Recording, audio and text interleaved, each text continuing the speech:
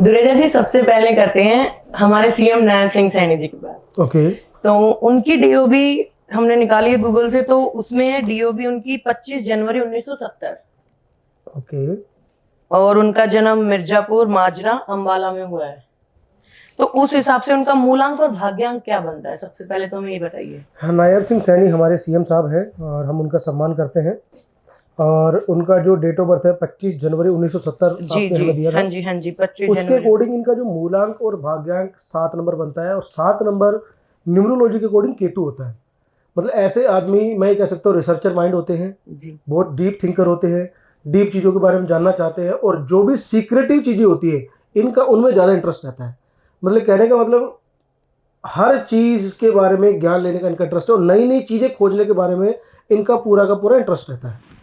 और इनके जो पर्सनल ईयर है वो 9 है, 2026 जो बनता है पर्सनल ईयर 9 है। और न्यूमरोलॉजी में पर्सनल ईयर 9 को ऑडिट ईयर बोला जाता है।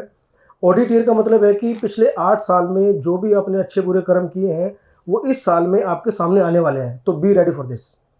तो कई बार ऐसा भी होता है कि ऑडिट ईयर में कभी कोई रिलेशन छोड़ना पड़ जाता है, कभी को पद छोड़ना पड़ जाता है। ऐसी चीज़ें ऑडिट ईयर न्यूमरोलॉजी के अकॉर्डिंग होती है। बट सबसे प्लस पॉइंट ये है कि अगर मैं एस्ट्रोलॉजिकली देखूं तो इनका राहु काल चल रहा है, तो राहु की वजह से सत्ता में है। और कॉम्बिनेशन बनता है कि राहु का काल चल रहा है और इनका डायरेक्टर कोऑर्डिनेटर नंबर, इसको मूलांक और भाग्यांक बोला जाता है, वो 7 नंबर है। तो इन दोनों के कॉम्बिनेशन से इनको सपोर्ट पूरा मिलेगा। पर फिर भी इस साल इनको थोड़ा सचेत रहना पड़ेगा। राजा वर्सेस पब्लिक, ऐसा इनके सामने चीज़ें फेस हो सकती हैं।